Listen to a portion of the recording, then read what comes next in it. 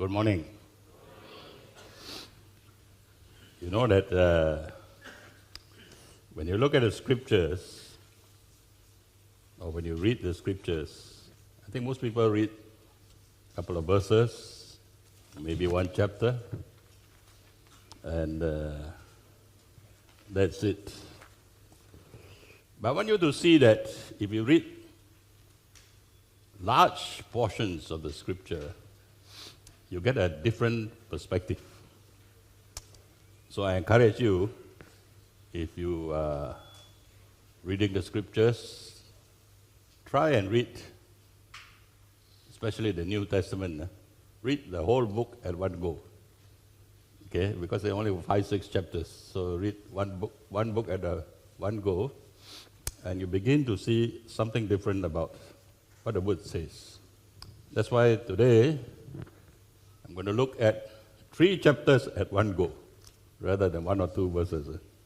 And you're going to go and see that the perspective is quite different.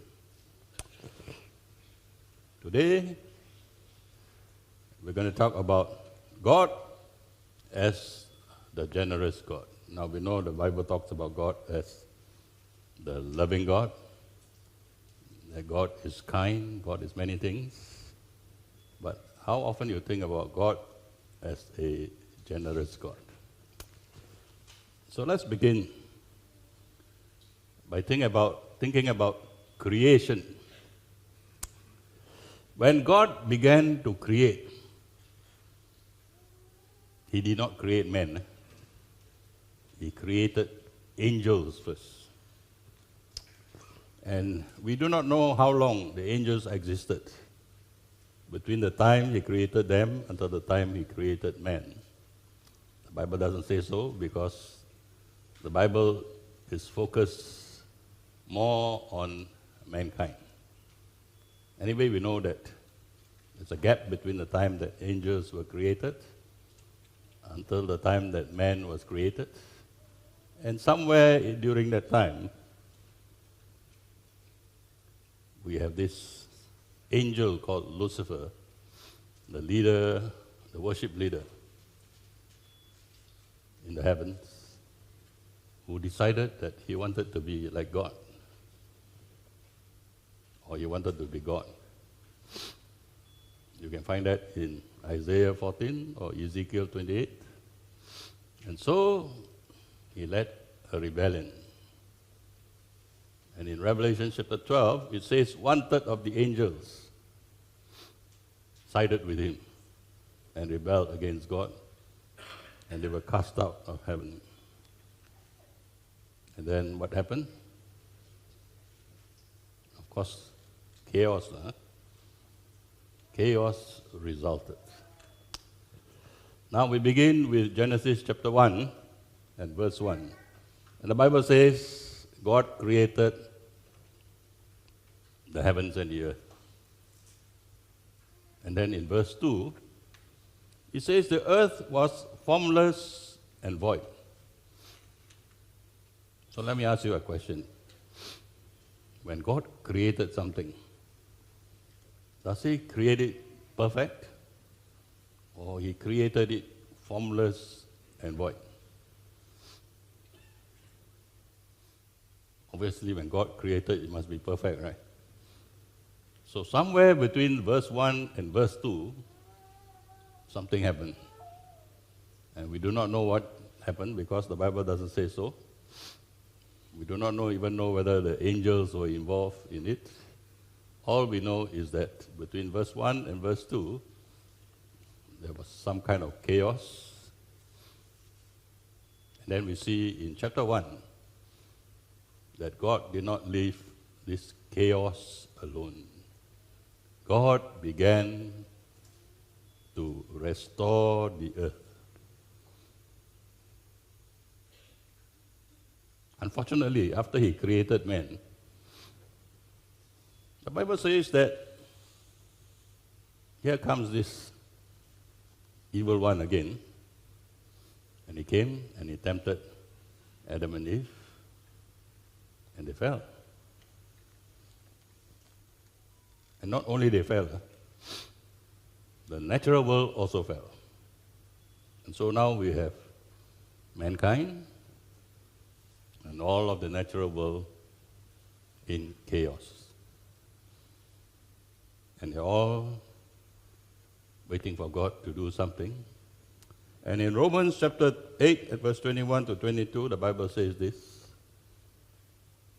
that the creation itself also will be set free from its slavery to corruption into the freedom of the glory of the children of God.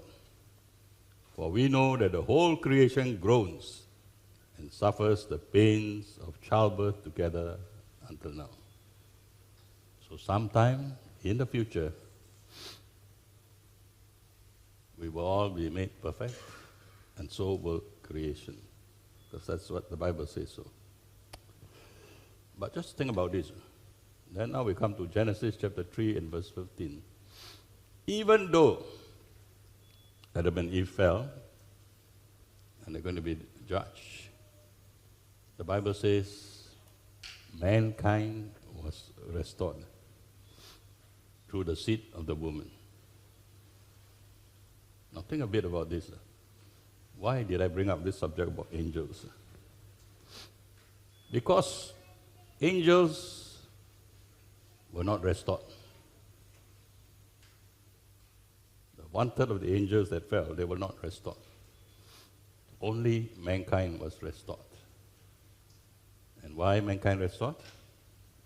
Because in the Bible it says that when God created man, God breathed into man, and man became a living soul. So we have something of God in us. That's why mankind was restored. And I want you to see that this is the first act of generosity towards mankind. That we were restored. All of mankind restored. So you and I today, no matter what we do, we think that we may be great sinners, but the Bible says quite clearly, no matter what kind of sin we got involved in, no matter how bad we think we are, we can still be restored if we turn back to God. That's God's generous act to us, to each and every one of us. So don't ever think of yourself that we are so bad that God cannot forgive us. We can be restored, and it is God's desire to restore each one of us. But we should not just be happy with restoration, because God doesn't just give us the good. And I want you to see that many of us, we stop with God's good. But that's not God's intention. God's intention is that we have the best. Amen? God wants to give us the best, but we never get the best. Why? Because we only stop with what we can see. That's where faith comes in, right? We stop with only what we can see. But God promises us something a lot better than what we can see. So, what God intended for us doesn't end with restoration. So what happens after restoration? Well, those of you who are married, this is what the Bible says, Genesis chapter 2, verse 18. Then the Lord God said, "It is not good for the man to be alone. I will make him a helper suitable for him." So what is God's best for man? Look around. What is God's best for man? Woman lah. Correct or not? Bible says God created a woman to be the man's helper. So those of you who are married, sometimes you get a bit dissatisfied with your spouse. Well, your spouse is the best thing that God created for you. Amen. You know, I was married for 27 years. And then when my wife died, I lived another 11 years as a single. So my wife has passed away 11 years already. So I compare the two states that I'm in, being married and being single. I can tell you this, being married is much better.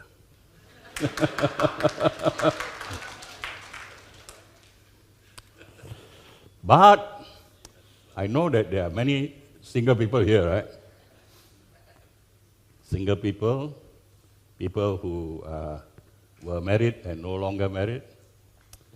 I want to say to you also that, you know, God has a plan for you. Doesn't mean that, of course, you don't have a companion, that is not God's best for you. Sometimes God sets aside some people so that they too can serve God in a different way. So in the New Testament, the Bible says, or the Apostle Paul says, well, if you get involved in the ministry, it's best for you not to get married. This is the Apostle Paul's idea because he was not married. Yeah? But then he says that, well, if you cannot resist temptation, then get married. So I want you to see that if you are married, well, that's God's best for you, and don't complain about your spouse. Your spouse is the best thing that ever happened to you. Okay? But if you are single or no longer married, I want you to see also that God has a purpose for you. You're not left alone. God did not cast you aside. There is a purpose in your life for you, and there is always God's best for you. Amen? Of course, some single get married much later in life. I know people who got married in their 50s. So, for those who still want to get married, there is hope. Amen?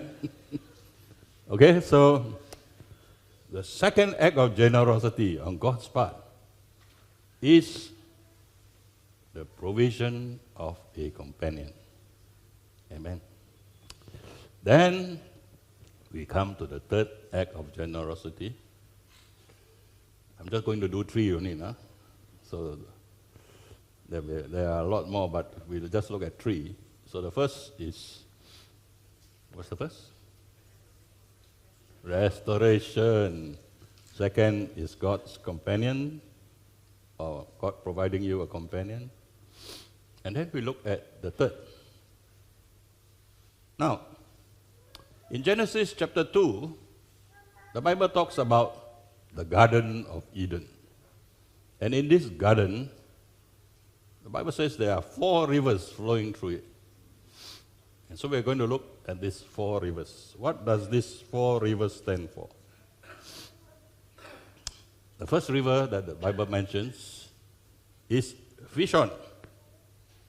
Fishon means increase or full flowing.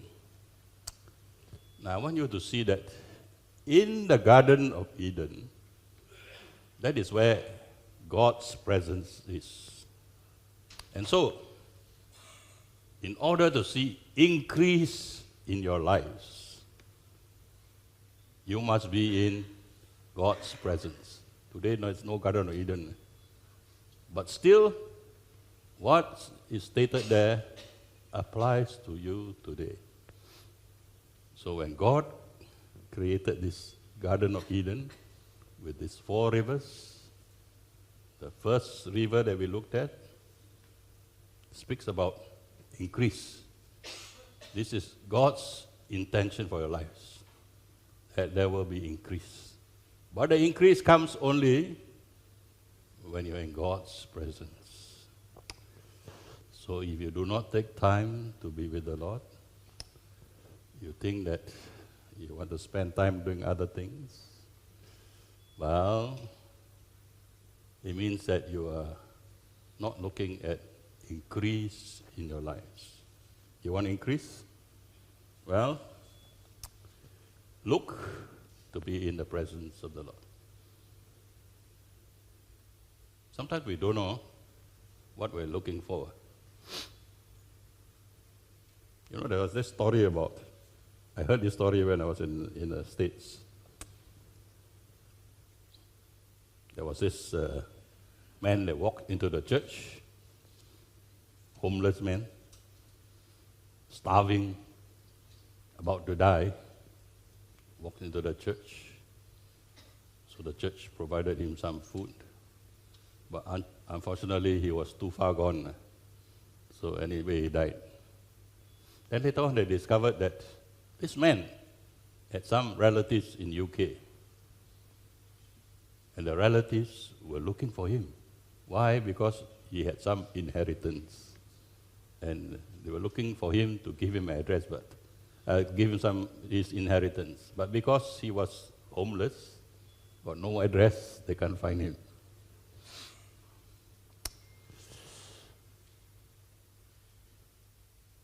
There is increase coming in his life, but they couldn't find him. He didn't know about it. Today I'm telling you, there is increase in your lives. And how to get increase? Seek the presence of the Lord. And then you will find there is increase in your lives. Bible says, Isaiah 45 and verse 3, when Cyrus attacked Babylon, he found hidden treasures, or treasures hidden in secret places.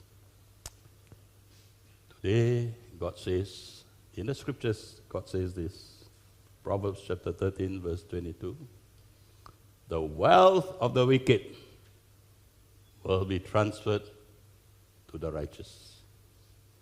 How is increase coming? The wealth of the wicked will be transferred to the righteous. And how is it going to be done? Read Mark chapter 4, verse 11. He says, we will be given understanding of the mystery of the kingdom of God. When we understand all these things, we understand we need to be in God's presence, and then God will reveal it to us. Amen. So this is the first river, Fishon, talking about increase. The second river is Gihon, meaning bursting forth or gushing, something, like a river which is just bursting forth. And in the Bible, there are many positive associations with this word Gihon. So in 1 Kings chapter 1 and verse 45, we find that Solomon was anointed in this place, Gihon.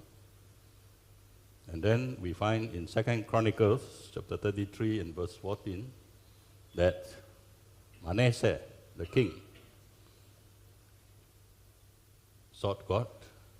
God spoke to him, and he built a wall, the outer wall of the city, because God spoke to him. In other words, when we think about Gihon, we think about anointing. Amen. Now, where do you think anointing comes from? You think that one day you just walk, and then the anointing falls upon you? Doesn't happen that way, right? You look at the people that you know are anointed. What do you think they do to get the anointing? You look around you. Are all believers anointed? All believers anointed? No, right? Not everybody is anointed. Why are they not anointed? And only certain people are anointed. So let me ask you another question. Can all of you be anointed? So why are you not anointed? Not everybody is anointed, but all can be anointed. That means you're not doing something right. If you had been doing this thing, you will all be anointed. So what is it you're not doing?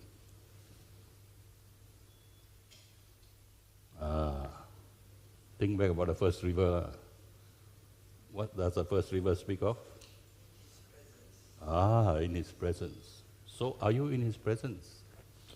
Doesn't mean you come to church every Sunday, you're in His presence, right? You're only there for a short moment. Yes, His presence is here. You are in His presence for a short while. But that doesn't cause the anointing to fall upon you. The anointing falls upon you when you're consistently in His presence. Amen? Which means that not only here, when you go home, you need to spend time with the Lord, seek His presence, and then the anointing comes upon you. And how you know the anointing comes upon you? When you can do things you were not able to do before. Amen? Whether in the natural or in the spiritual. Anointing can be also for the natural. Because in the Old Testament it says,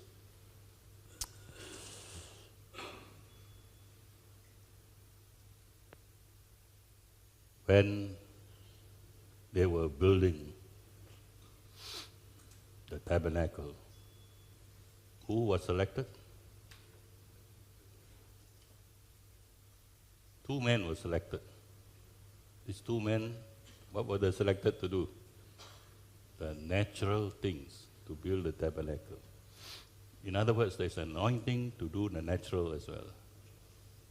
So, doesn't mean that the anointing is just for the spiritual work that you do. The anointing can be for the natural things that you do in your lives. But that only comes when you spend time with the Lord. Amen. So think about the first river, think about the second river. Now we think about the third river. What is the third river?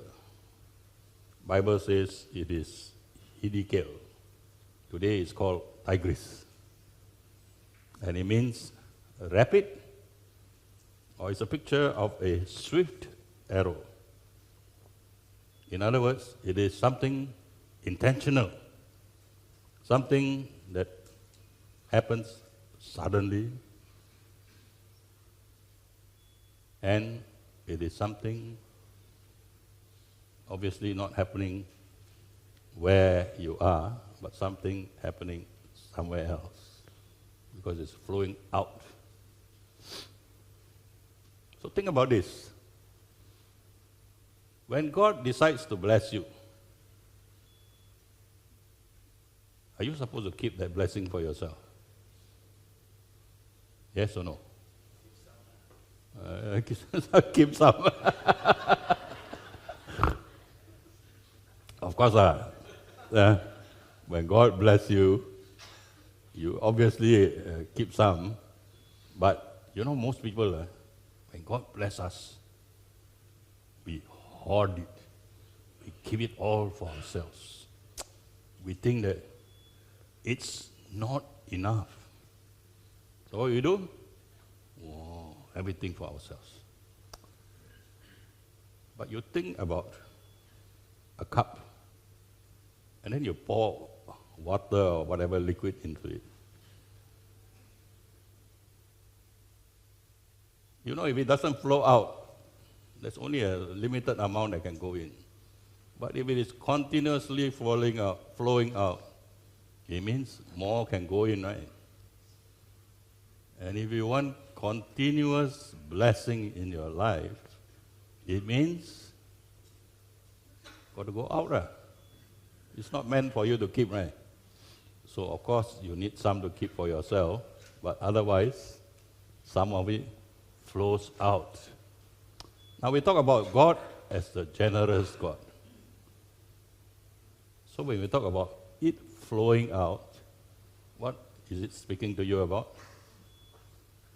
It means you have to be generous also, lah.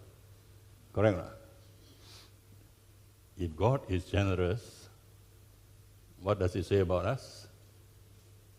Bible says we are transformed into the image of Christ day by day, which means we are to be like Christ. And if God is a generous God, then what are we? If we are to be like Him, then we must be generous also, lah. Right, lah? So here, in this third river, it talks about something gushing out, intentionally going somewhere. And so, same with us, when something comes into our path, we got more than what we need. What do? We use it to bless other people intentionally. Amen. This is God's desire for us. Then we come to the fourth river. And the fourth river is the Euphrates. Euphrates means fruitfulness. Let me tell you this. This is what all of us desire, right? That we want to be fruitful. But unfortunately, many people forget that the three rivers flow into this one river. So they are all happy, desiring to be fruitful only, without thinking about the other three rivers. What's the other three rivers? Number one, right, you need to be in God's presence, right, to be restored. Number two, anointing. Number three, blessing other people. So how do you be fruitful? Well, in life, it is all our desire to be fruitful. But fruitfulness is not something that we get by focusing on fruitfulness alone. In other words, we don't think that, oh, I do this for God, I do that for God, therefore I'm going to be fruitful. Doesn't work that way. In order to be fruitful, it begins with us being in God's presence. When we are in God's presence, everything will be restored to us, and then anointing comes, and then blessing comes, and we bless other people. And along the way, fruitfulness will come to us. Adam failed, but Jesus accomplished it all. Amen. And if Jesus requires that we do the same, of course, we are not Jesus. We are going to fail along the way. But every time we fail, we pick ourselves up, and then we carry on again. You know, when man sinned, or Adam and Eve sinned, the Bible says that they went to hide. They did not see God. Right? They went to hide away from God. Then what happens? The Bible says God came along. And then God called out to Adam. Where are you, Adam? You think that God doesn't know where Adam is? God knows everything, right? Why is God asking this question? Where are you, Adam?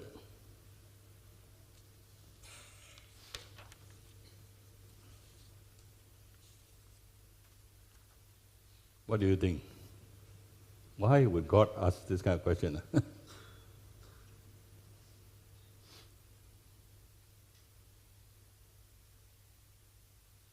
Today, when you look at yourselves, what is God speaking to you about? Now we know that we are not Jesus. We fall every now and then. Sometimes like Adam, we go and hide ourselves up. Wow, God, I did some terrible thing. Better not try and avoid God for the time being. But the Bible says God does not leave us alone. God doesn't say, okay, I wait for you. Wait until you recover and then you come back to me. Then I will do something with you. Long time ago, there was this book that says, Chasing After God, which gives the impression that it is us chasing after God. Actually, it's the other way around. God is chasing after us.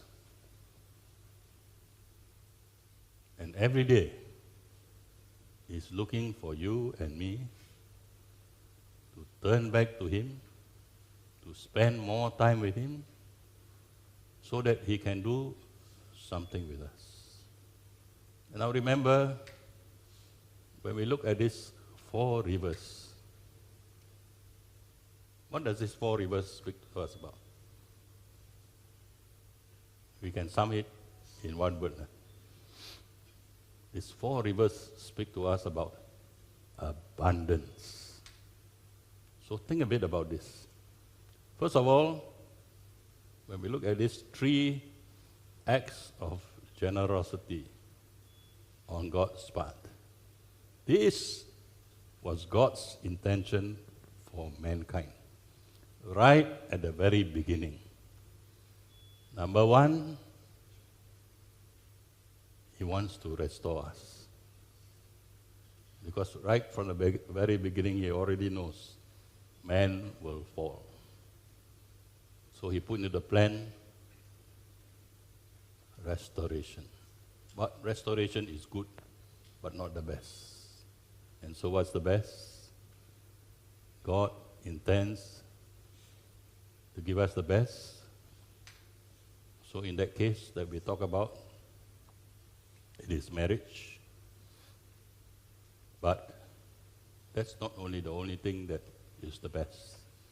There are many things in our lives that is the best. But we do not seek after it because we don't seek after God. And remember the third thing, God's desire is to be generous to each one of us. So He will provide abundance. Not little bit. It's not a stingy God. He will provide abundance, but only if we seek after Him. Amen. So when we think about the generous God, let me close here by saying this. God is a generous God, but we got to play our part. Doesn't mean that we just sit back and enjoy. Wow, God just give it to me. No. God desires to provide, but we need to do something about it. And so what do? Of course, number 1, we need to seek after God and see what God wants from all of us. And I want to tell you this, no, God does not look at you and say, okay, I want you to do all these fantastic things. That's not what God wants from you. God only wants you to fall in love with Him. Because when you are in love, you can do all sorts of fantastic things. Amen. Just think of the young man going after a girl. Wow. He can do all sorts of things just to please the girl. Same with us. When we're in love with God, we can do all sorts of things. So this is what God wants from us. But not only that, not just seeking after God, but we need to be like God. We are not God. When I say like God, it means that if God is generous, it means we must be generous as well. Amen. So I hope that today, after you hear about the generous God, that you loosen your pocket a bit. Now, I'm not asking you to give to the church. Maybe in the days ahead there may be such things, but I'm saying that when you look around you, you see many needs. People who need money, people who need not money, but time. And so we can do our part to assist them. Amen? Let's pray. Father, we thank you, we praise you for your grace, your mercy. Thank you for each one of us, for we know that you love us. And so, Lord, even as your word has been released to us, we pray, Lord, that we learn to be generous because we recognize who you are. That you are not only just a loving God, but Lord, you are generous as well. And so you desire that we too be the same. So we thank you, we praise you. In Jesus' name, amen. God bless you all.